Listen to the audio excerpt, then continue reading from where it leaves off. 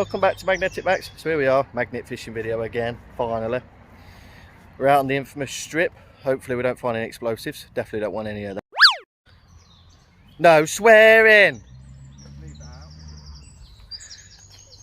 With the Grim Reaper. And we've also got Shirley as well from Northants magnet fishing. Shirley always brings good luck when we go to spots, so hopefully we'll find some stuff. So we are moving around a bit, not finding too much yet. Even Shirley's not having any luck either. That's a surprise.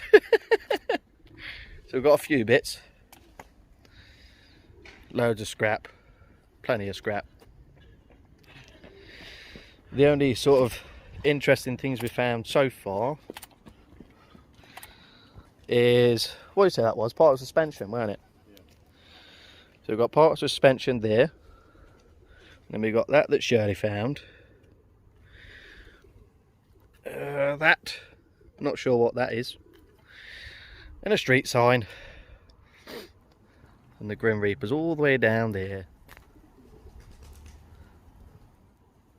Right, moved on a bit more.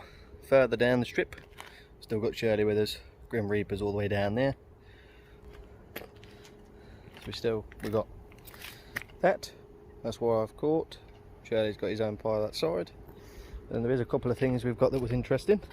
Obviously coins. We're going to get loads of coins. We've got a set of Rover keys, as you can see, Rover.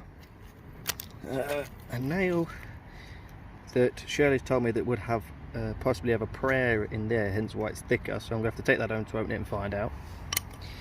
But then the interesting stuff that we have, that I'm about to keep in my bag. Got a big old kitchen knife. And then we've also got a little cannonball. So that's my third one I've got now. And two from this strip as well. So keep watching, hopefully we'll find some more good stuff. Apologies if the video is a bit shaky because of what I've just found. But we're trying to study it a bit first before we call it in. Because we're not sure if it's live because it has got a hole in the bottom. So it's possible that it's inert. But this is what it is.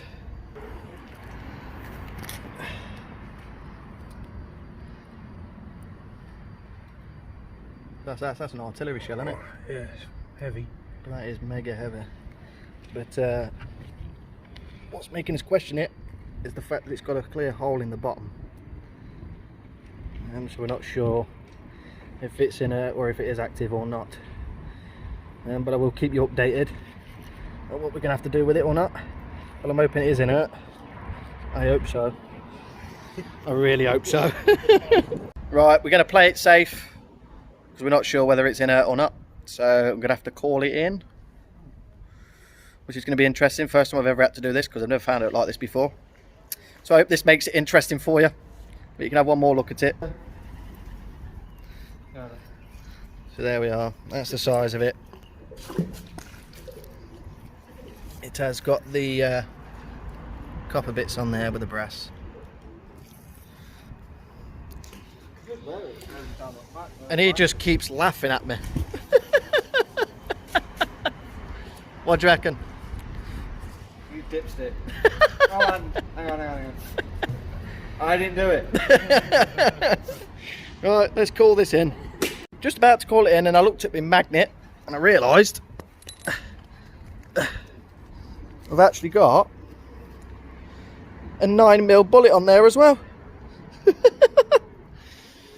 So it started off as a crappy day and it's just got a lot better.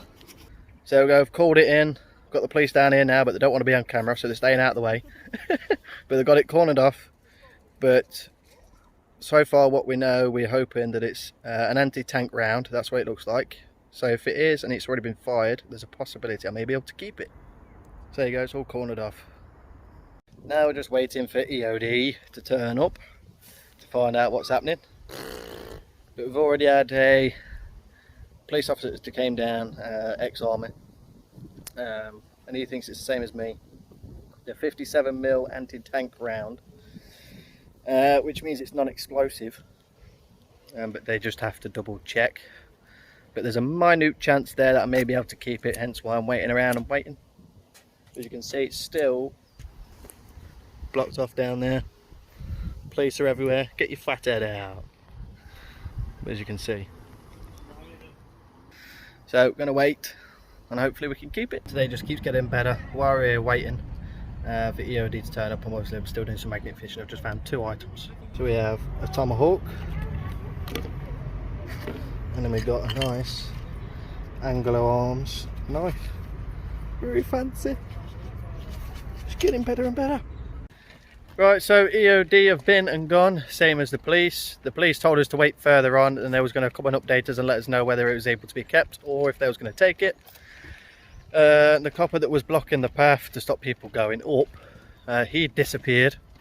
So we thought, okay, then we'll go up and have a look. Then we see EOD driving away, same as the police, and they all left and didn't even inform us of what's happening. But at least we found it, at least we got the footage, and at least we got pictures. So hopefully you'll enjoy the video. Right, so finally home. I took all the tape and everything off this nail that we found. Just covered in, it was covered in zip ties and everything. And Shirley said to us that most likely it'll have a prayer inside. So that was all the tin foil on it. A lot of tin foil and tape.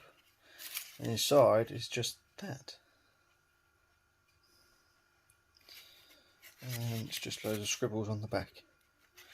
So I'm not sure what that represents or what it's for. I've got no idea. But it's like it's covered in perfume. It really smells. So yeah, thought I'd show you what was inside it. Right, so I've got 2 things. Well, we've cleaned up 3 things that I found. Here's the first one. The Anglo Arms knife. Nothing too special. I think these are only about 12 to 13 quid on Amazon, something like that. And then now I'll show you this one, but Little Mac's also going to, well, in fact, I'll let Little Mac show you that one. But this, as I thought, was a tomahawk. It's not. It's actually a, it's difficult to say. There was primarily made as a fireman's axe. But as you can see, I don't know if you're going to see it very well. On this back edge here, so it's not very smooth. The spike's actually been cut off that would have been on there. But originally these would have had a wooden handle, which would have been pre-1938. So just after World War I, and I think maybe prior to that as well. But then in 1938, there was a request put forward for these to be made with rubber handles to make them safer, because it would normally say 3,000 volts across here, to make sure they're safe and more fire resistant. But then once World War II came around, and that's when obviously these started coming around again with the rubber handles on. The Germans also needed a lot of weapons at the time, hence why a lot of these did get cut off, and then that was made into a perfectly good weapon, but it was also very handy to help get pilots out of crashed planes. What else?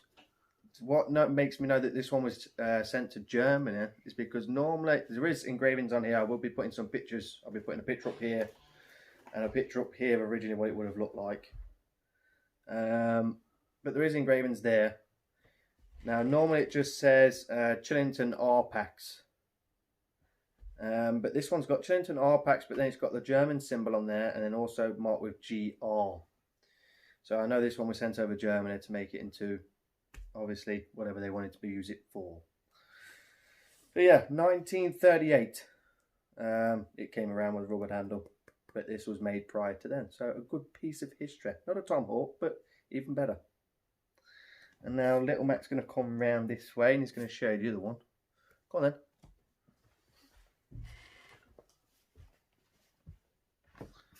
And then this is the little cannonball that we've managed to clean up. And if you're wondering how I've cleaned these, all I have done is put them in Harpic black 10 times action, I think it is, something like that. I soaked the cannonball for 2 hours, and I soaked the axe for 2 hours, checking them in hour intervals to make sure it wasn't eating away at the metal. But that's all I had to do. Came up really well. Right, you can put it down now. It's quite heavy. Two hands. Right, so that's it for today's video. Hopefully you enjoyed it, and hopefully I don't find any big rounds like that again anytime soon. So yeah, remember, till the next time, remember to like and subscribe, and if you're new, please do. Remember as well, if you want to get yourself a new magnet, jump over to Magnet Store and use MAC10 to get your 10% discount on your total order. Also need to quickly throw in a quick shout out for Keith Pointer. Thank you for the information about the fireman's axe that we found. So till the next time, stay green. Bye. Thanks for watching.